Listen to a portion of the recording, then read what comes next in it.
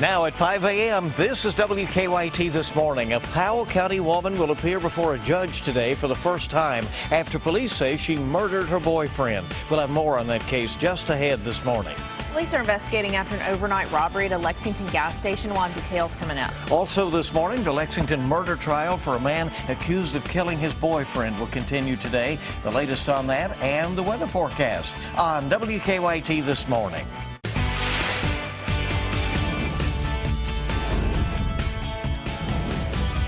This is WKYT This Morning.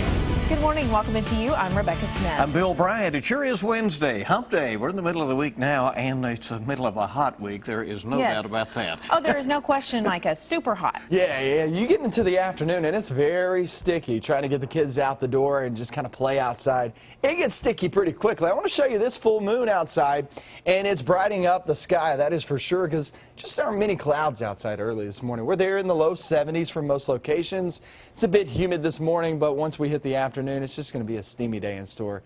90 degrees in the forecast, and that's not the only day that we have 90 or even 90-plus degrees. That's the call the next few days. That'll take you off into your weekend. Do we see any storm chances? It's obvious it's going to be hot, but any rain in the forecast? I might have that coming up in a few minutes. All right, we'll see you then. Let's get to the news. Well, today, a woman accused of shooting her ex-boyfriend to death will appear before a Powell County judge. Yesterday, a grand jury indicted Roberts for murder, and police arrested her. But Roberts claims she was acting in self-defense. WKYT's Mark Barber is at our live desk with more on the case against Roberts. Good morning, Bill. Melissa Roberts claims she killed her boyfriend in self-defense, so police did not charge her. Instead, they let a grand jury decide if she should go to court. Yesterday, that jury indicted her for murder, so in 5 hours, Roberts will stand before a judge for the first time. I just saw him and he's laying on the floor. I just killed the man alive. You can hear Roberts' distressed voice on the line with a 911 dispatcher after she shot and killed Stephen Strange back in April. In a jailhouse interview, she told us her boyfriend came to her house after she obtained an emergency protective order against him. Roberts says he was abusive, so when he confronted her, she killed him to protect herself. Strange's family, however, does not think that's how it happened. The way it was explained to us is that there was not, he had not done any physical violence to her whatsoever. I still live like he's alive.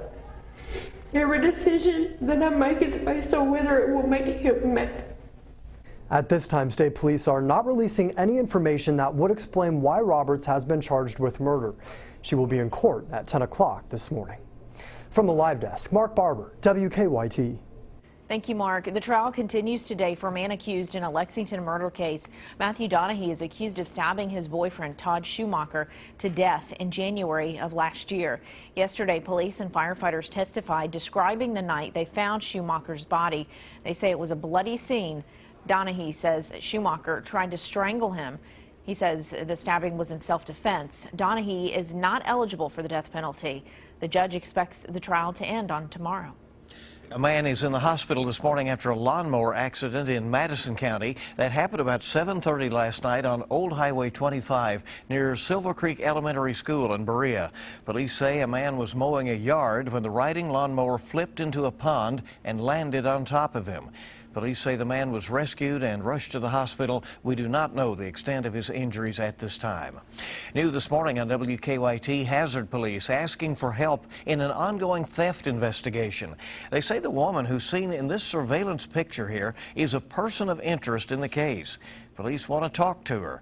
They say it's part of their investigation into the use of stolen debit and credit card numbers. We are tracking a crime alert in Lexington. Michelle Chamberlain's at the alert desk with details on the overnight robbery. Rebecca, it happened overnight at the Marathon on North Broadway near the interstate. We just talked to police. Here's what they told us. A man walked into the store acting like a normal customer. After picking up some beer, the man went up to the counter where he pulled a knife on the clerk and stole some cash. Police say a canine tracked the suspect to a motel near the gas station, but police could not find him. Police say there were no customers in the store at the time, but there was a second clerk who witnessed the robbery. Police are trying to get a hold of surveillance video. If they release it, we'll be sure to post it on our website, WKYT.com. Rebecca? Thanks, Michelle. Donald Trump is now officially the Republican nominee for president. He received the votes he needed during a roll call of states at the Republican National Convention yesterday.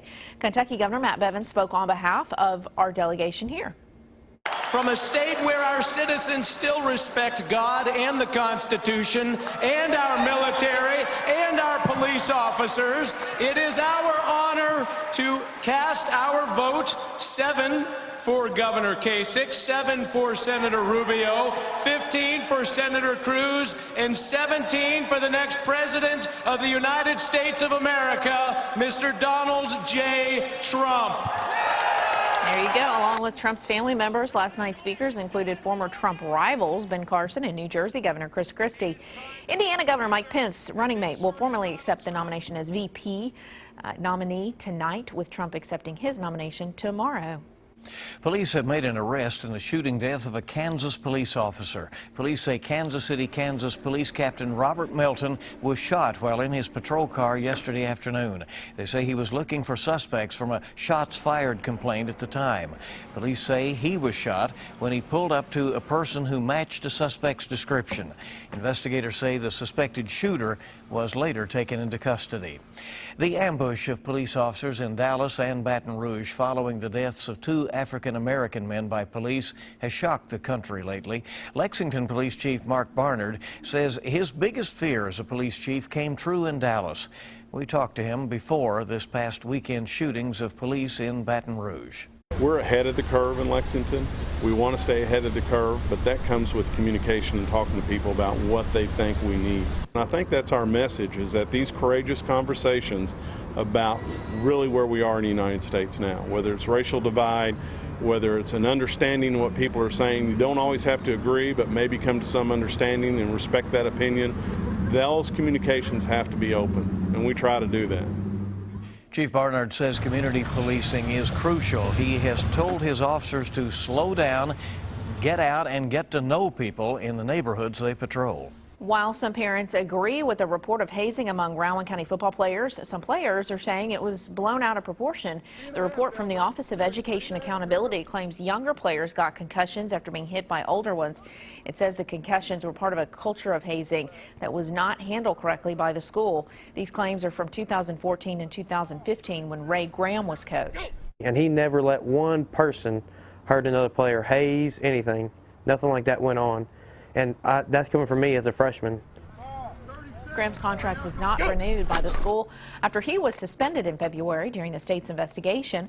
The report also claims school principal Ray Ginter and superintendent Marvin Moore violated state law by failing to investigate hazing claims. In a statement, Ginter said the school investigated everything that was presented to them, and Moore said it was a personnel issue that was addressed immediately. The time right now is 5:08 on WKYT this morning. In past weeks, there have been several acts of kindness toward law enforcement across the Bluegrass. And today, Domino's Pizza will provide lunch for all 548 Kentucky State Police employees in the Frankfort area to show their thanks for officers. Pizzas will be delivered to the KSP Central Lab every 30 minutes throughout the afternoon. And for second and third shift workers, pizzas will be delivered to Post 12. Cool. Good to have you along on WKYT this Wednesday morning with a lot more news coming up for you. What started as a punishment backfired when a Louisville teen ended up loving mowing lawns. Lauren, what he's doing for the community and how much he loves it when we come back. Also ahead this morning, why Iran is threatening Apple, the most stressed cities, and also requests by governments for Google's information are increasing. Those stories coming up in our Money Watch. Things are looking pretty good outside. It's going to be hot and humid, though, as we travel throughout your work week. We'll talk all about that, and I'll show you how high our temperatures go. That's coming up next. Now, your zone-by-zone forecast with meteorologist Micah Harris. It's pretty bright outside with that full moon right overhead, and it's a nice start to the day. I will tell you this, a little bit humid still. It's July, and you can see that full moon top of the screen there. Pretty cool shot. As we are traveling off toward the rest of the day, here's the deal. There is some rain back toward our far northwestern areas and the Ohio River Valley. You get off toward Indiana, and that's where we are seeing the chance at some rumbles of thunder. However, for our region, there's really not much going on, and I don't see it really making its way all the way to us. Should fall apart before it gets toward us. 73 now in Frankfort. We're at 71 in Lexington. Maysville, go off into, say, Carlisle and North Middletown. Paris, we're all holding on to the 70s. 70 degrees there in Moorhead, Flemingsburg, Hillsborough, Sharpsburg. You guys, good morning to you. We're holding on to the 70s early this morning. 73 right now in the London Corbin area. We get in towards your afternoon, 90 degrees. It's going to be a warm one. It'll be pretty steamy, very sticky. Here's the thing about the next several days is I just don't see extreme temperatures. I don't see extremely hot temperatures. You got to keep in mind we are 88 to 89 degrees depending on where you live for an average high. We're not too far from that. These aren't record-breaking temperatures, but it's just a string of days that we haven't seen in quite some time. You got to date back toward last year in September to actually see a string of hot days like these that we're about to go through. Steamy conditions will prevail, and it's mainly dry too. There's really not a good chance of rain anytime soon, so don't expect rain, expect to be dry. But just know a pop-up stray cell, 1 or 2, and that's it. The next few days. Off towards your weekend, gets a little bit of a better chance of rain at about 40%. And that's your breakdown there for the weekend. Saturday and Sunday, they're pretty much carbon copies of each other. Upper 80s to lower 90s. And a few storms will be around. If you're under the rumbles of thunder, then you're talking about the 80s. If you're not, it's going to be hot. It'll be humid. It's good pool and lake weather.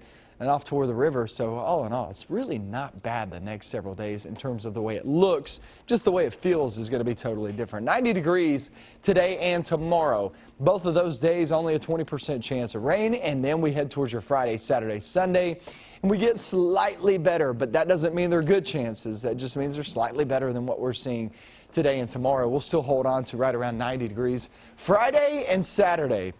Those are the hottest days in the forecast. We're showing the heat index. The way it feels as you step out the door will be right around 100 degrees on both of those days. These are some steamy conditions, and for the most part, guys, we're staying dry, so there's no real washout anytime soon.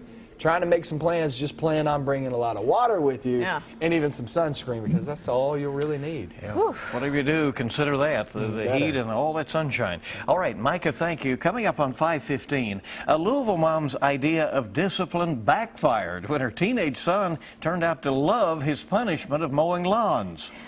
Oh, wow.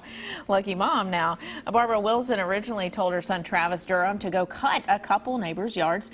When she got home, he had cut 8 yards. Front and back. She says he loved it so much he even recruited his brother and cousins to mow lawns.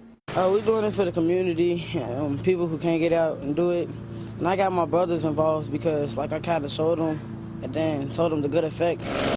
There you go. At 14 and 15 years old, the teens are going door to door throughout Louisville, offering their services, get this, for free. They say they just want to take care of their community and don't want money.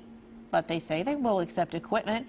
In the past 2 months, they've cut countless yards, and all the mowing has taken a toll on their equipment. So that's why they need maybe a new edger or a new mower. Looks like they're doing a good job. That's awesome. It really is. You really can't get yourself lost in that yard work, although that has to be tough when it's this hot. It has them, focused on doing some good there for the community. Good to have you with us on WKYT this morning. Hopefully that inspires you to do some good on this wonderful day ahead. It's your Wednesday. All right, we've got to look at your money. Stay with us.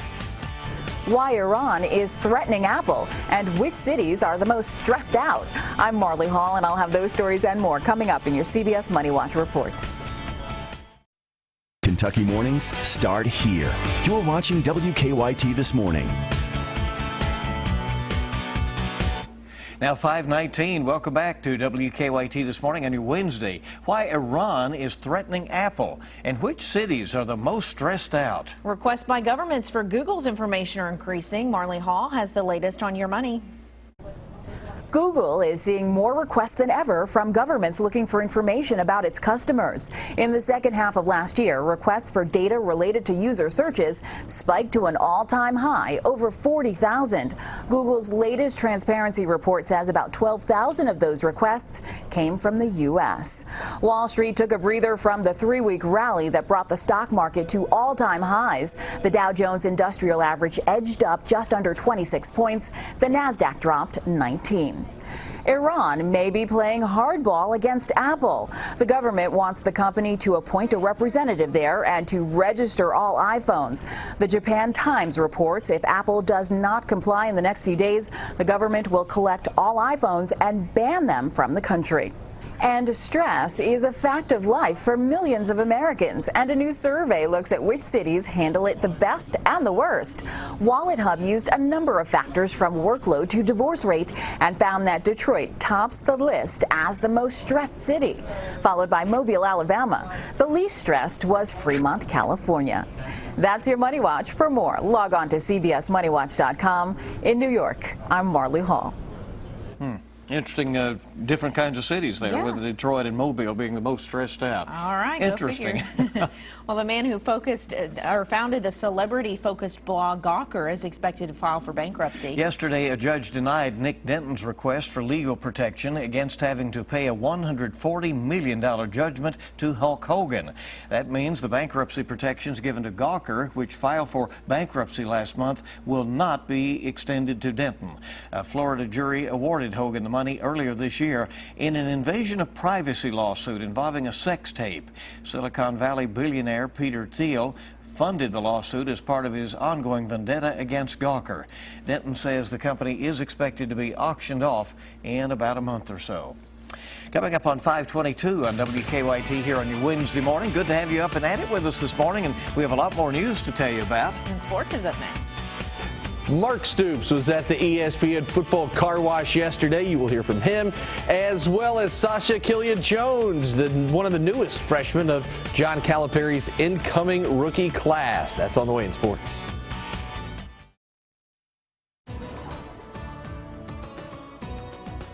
Feels okay early this morning as you're walking out the door, and the good news here is it's absolutely dry. That's always fantastic news.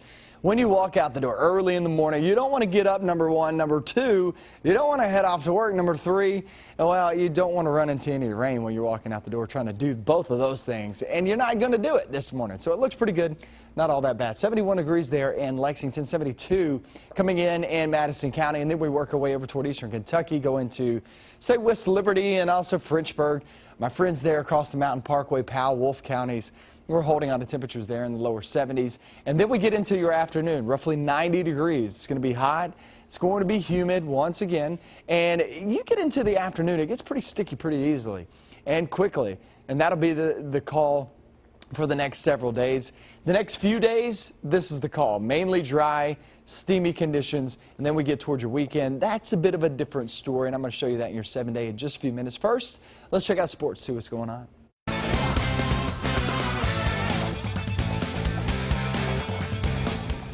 Mark Stoops believes his team is ready to win. Another appearance for the Cats coach yesterday, this time on the ESPN car wash. Of course, the question of going to a bowl game came up. Stoops would like nothing better than to take Kentucky to a bowl for the first time since 2010. He said he believes his team is good enough.